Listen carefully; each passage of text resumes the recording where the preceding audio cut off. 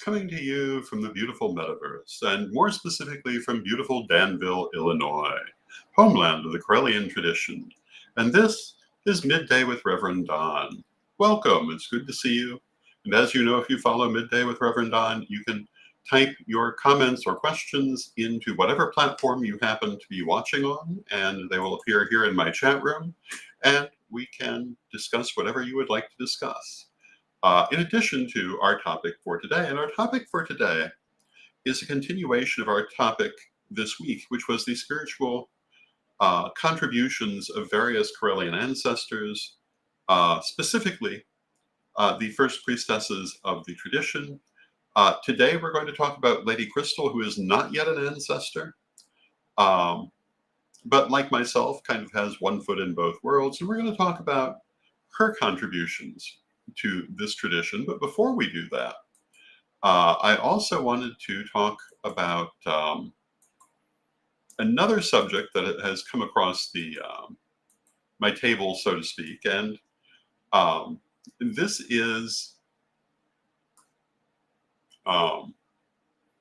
was on Sir Edward's page, and it was the statement: I accept that a witch has the right to learn anything they want, whenever they want, and that witches have a right to all knowledge.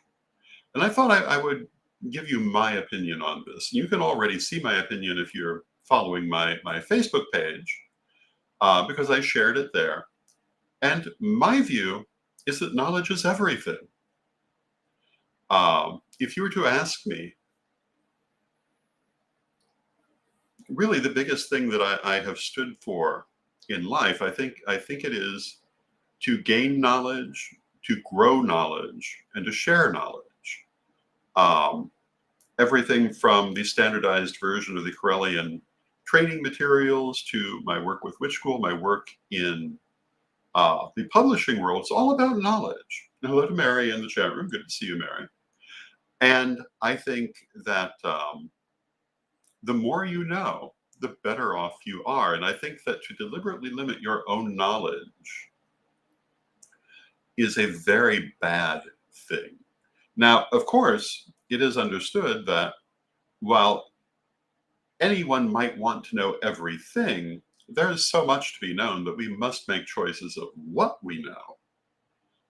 But to keep yourself deliberately ignorant, I think, is a horrible thing. To limit your knowledge, to compartmentalize your knowledge so much that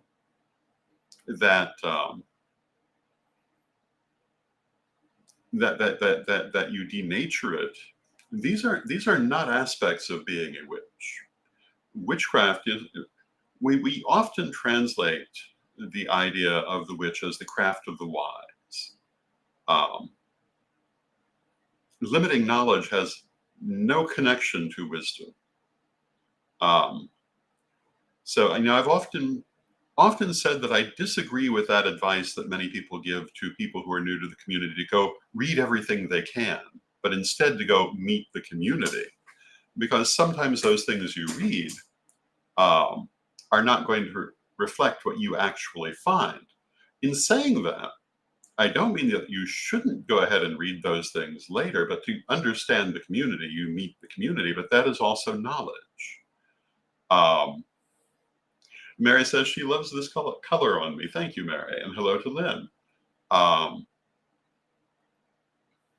like this color too. This shirt was a gift from the Right Reverend Sir Laurie Blackman, and I'm quite fond of it.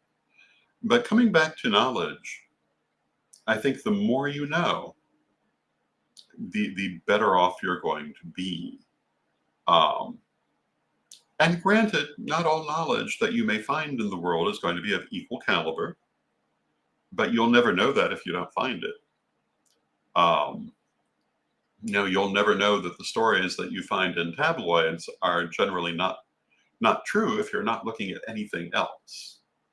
So I think the worst thing you can do is say, I'll only learn from this one source, because then you're completely dependent on the veracity of that one source. Whereas if you can learn from many, you may find, well, what you will find is there are almost always multiple opinions on most things, including the things that most people agree with. There are always going to be some who don't. And it's worth knowing that too. I've often been described as a bit of a walking encyclopedia. I could talk on almost all subjects,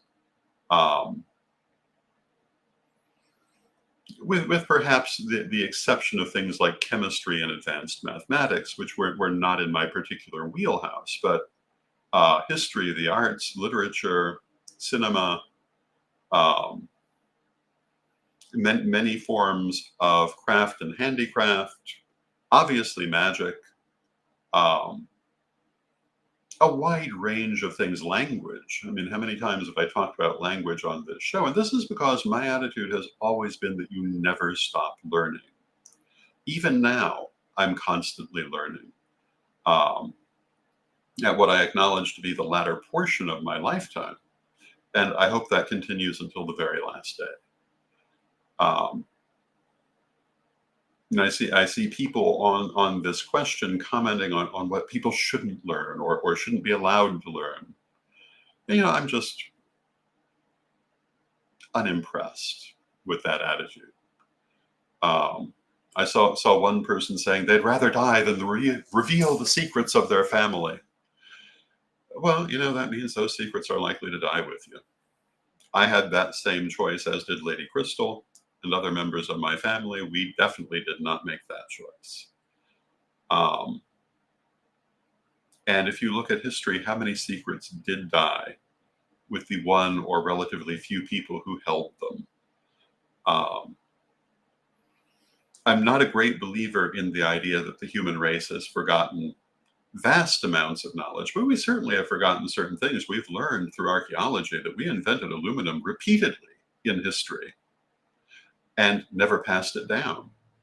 It died after, in various places, 1 to 3 generations because it was kept a secret. Secrecy is the path to death. It is the path to the loss of knowledge. I do not favor it. And if you ever find yourself wondering what I stand for, it is the sharing of knowledge freely and as far as possible.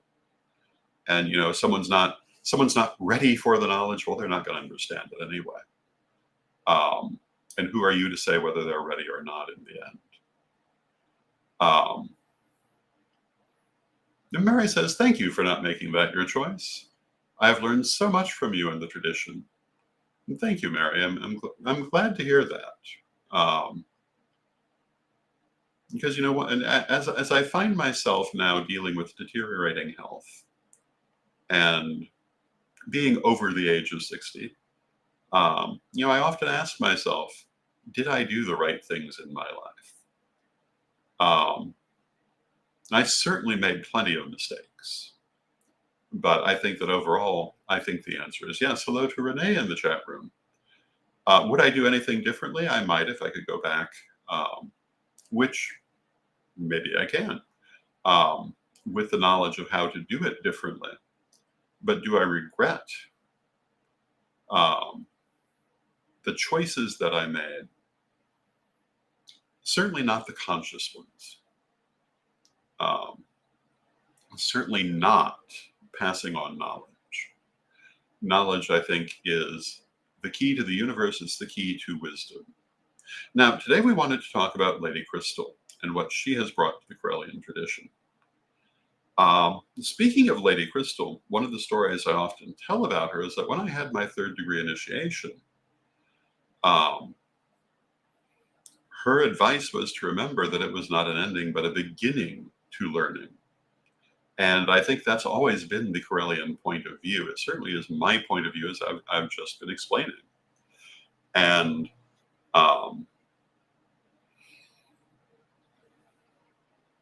as I say, I've always been a believer in continuing to learn. And Lady Krystel's example was part of that. The example of these other people we've been talking about was part of that. But with Lady Krystel, I would have to say that probably her biggest contribution to contemporary Correllianism, and hello to Magical Mermaid in the chat room, probably is developing further attitudes on things like probable lives, parallel incarnations, the idea of the multiverse and multiple timelines. Lady Krystel, I was speaking yesterday about how Lady Mabel was influenced by people like Alice Bailey, the Theosophists, and others who were popular in her day. Lady Krystel was very heavily influenced by Edgar Casey, but also by Jane Roberts and Seth. And hello to Brian in the chat room. And Lady Krystel brought a lot of that attitude, that we live many variations of our lives, not just the one we're consciously aware of. The idea that the soul makes incarnational choices the consciousness does not see, that it makes multiple timelines of a single life. Now, some of this Lady Mabel already was teaching. Some may even go back to Caroline. But Krystel really focused very heavily on it. And if you read, not our first degree lessons so much, not our second degree lessons so much, but if you read the third degree lessons, you'll see a lot of that effect in what we teach at the higher levels. And I have also done a lot of work with that. But, you know, I think for myself, that sharing of knowledge, that aspect of teaching, was probably one of my biggest things that I brought. Certainly the systemization of our processes. And in systemizing them, I absolutely did not intend that what was not in that basic system was not desirable, only that there should be a basic system to start from. And Lady Krystel really did introduce me to these very advanced ideas at a very early age. And I've talked about how when she first started talking about things like probable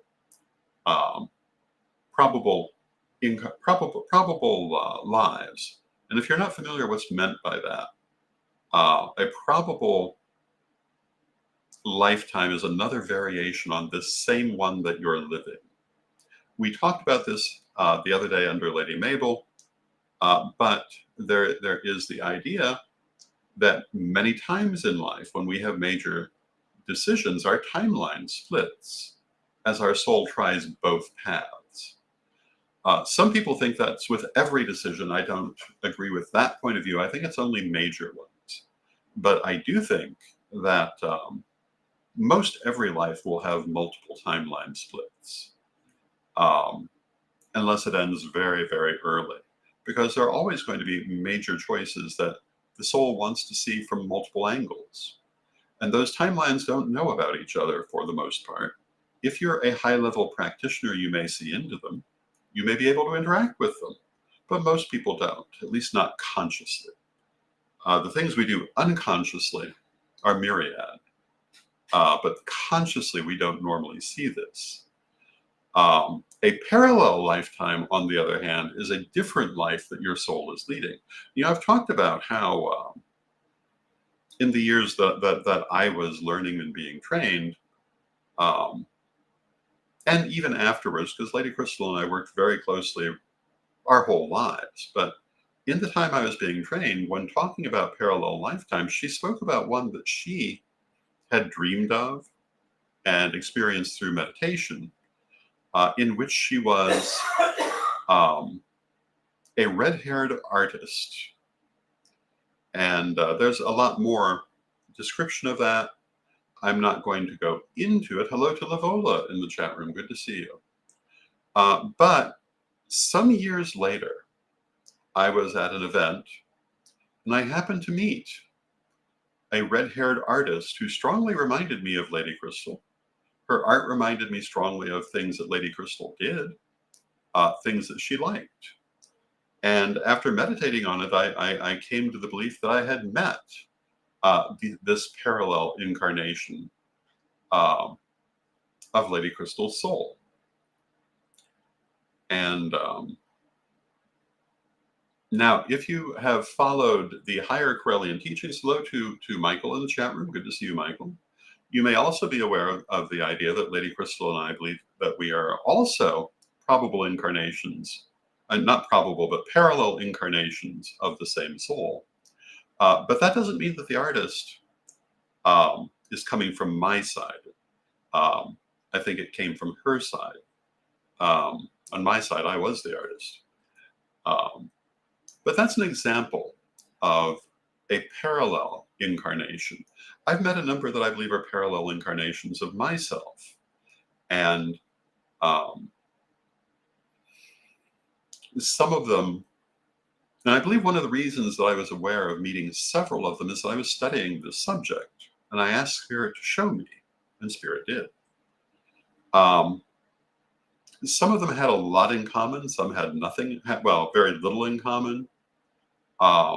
At least one, both looked so much like me that they could be mistaken for me in a picture, and sounded so much like me that we were mistaken on the phone, but had a very different life.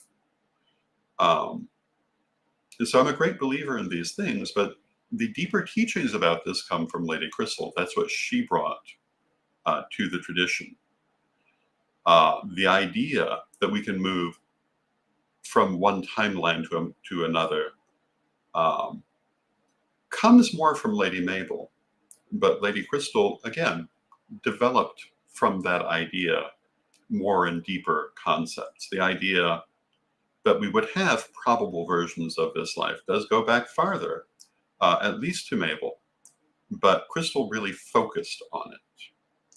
And those, I think, are some of the major things she brought to the Correllian tradition. Another thing she brought to the tradition, and I can't say it originates with her. I think it was true for all of them. But in my life, in my teaching, I got it from her particularly, and watching how she did things. And that was, she didn't worry about the small stuff. And my advice to you is don't worry about the small stuff. If you're in a ritual and someone calls the wrong quarter, well, they know who they are. Now, Lynn in the chat room says, I remember as a young child being introduced to parallel time by the Gothic soap opera Dark Shadows. Yes. I don't know if Dark Shadows was an influence on Lady Krystel or not. I'd have to ask her. But yeah, that they worked with that subject. The Planet of the Apes movies was my first introduction to the idea of multiple timelines. And the way they explained it is still, I think, the best way. They described time as being like a multi-lane highway. Each lane in that highway is a timeline. And they don't cross over each other, but they run next to each other. And under the right circumstances, you can move to the one next to you or move across several. And I believe that very much to be true. I believe that I've done that on occasion. And I believe most of us do unconsciously do it. Learning to do it consciously is a whole other matter. We talk about this in the third degree lessons. We actually give instructions for it. And I was saying earlier, I don't believe in holding back knowledge. So everything that you need to know is there. But it's also phrased in such a way that you may need to look at it more than once. Because I do consider that also to be consciously messing with your timeline to be one of the more advanced things that you can do. And I don't recommend doing it until you have a pretty good grounding of what you're doing. And I wrote the instructions with that in mind. But not because I don't believe in sharing the knowledge.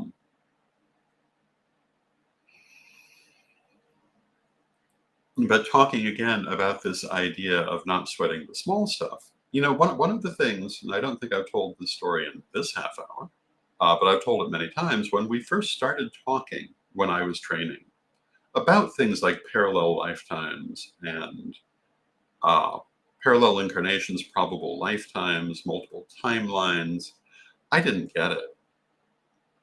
And I was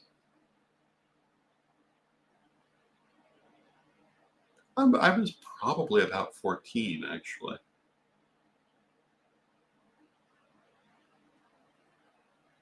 No, probably 15 when we were dealing with that. Um, but yeah, I didn't get it. And Lady Krystel had the wisdom to say, "Okay, let's not worry about it." Wisest words I think I've ever gotten from a teacher or heard from a teacher. Her verdict was, "We're not going to worry about this now. We're going to come back to it later." And 6 months later, we came back to this same subject, and I had no trouble understanding it. Because in the meantime, one, my consciousness had expanded, and two, we had looked at this subject without naming it. We'd looked at the foundational blocks of it from a number of angles. So by the time we came back to it, it was no longer an issue. I've known a lot of people who think of themselves as great teachers who, if their student couldn't handle the thing when they tried to give it to them, would have given up on the student. I think that is a terrible way to be a teacher. Um, you come back to it when you can. You deal with things. We always said at Witch School, deal with it at your own pace. We say right in the lessons, you're going to get from these what you put into them. And don't be afraid to come back to them later. One of the things many people have told me is that they often go back and reread the lessons at certain timelines because they find, or at certain periods in time, because they find they get more out of them they didn't get the first time, because they are written in a very layered manner. And that idea of not having to force everything at the first try, in some ways, comes from Lady Krystel. It also came from Leveda, from Mabel, but it was Krystel who really impressed it on me. And well, I guess they all did. But for Krystel, it was a major thing. I think that everybody learns differently, but everybody learns. And one system that cannot change is never going to work for everybody. It can't. It just isn't how people are. So you have to be prepared to make variations when they're needed. And hello to the Right Reverend Sir Laurie in the chat room. And she says, I still do reread the lessons. Wonderful. Wonderful. And as you can see, I'm wearing your blue shirt.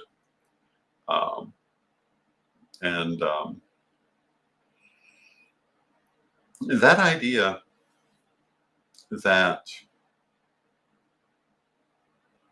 I remember when I was young, I was a great fan of Masterpiece Theater. And when we say young, we're talking, preteen. But I remember Alester Cook, who was the host, at least in the US version of this show, making a comment about the Edwardians and that their attitude toward sexuality in particular was that all of these things existed and people did them, but you don't run out in the street and frighten the horses with them. I think that is very wise advice in a sense, and has very much to do with how I put those lessons together, how Krystel taught me, how my mother taught me. Just because something's there doesn't mean that you have to be blunt about it or that it must be understood the first time you encounter it. You can come back to it. And if you try to force it too fast, sometimes that will prevent people from being able to get it. One of the things that I've often encountered with students is when I wrote the lessons, I focused heavily on visualization because I'm a very visual person. I'm a visual artist. I was saying the other day, I've always known how to visualize. In fact, I was well into my pagan career and well into adulthood before I found out that not everybody could. In fact, I think I would go so far as to say I'd written the first degree without realizing that not everyone could visualize. And so it used that word very heavily in that first version.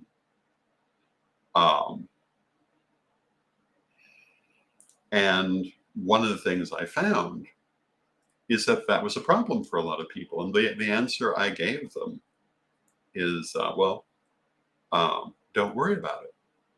Can you feel the energy? That's all that matters.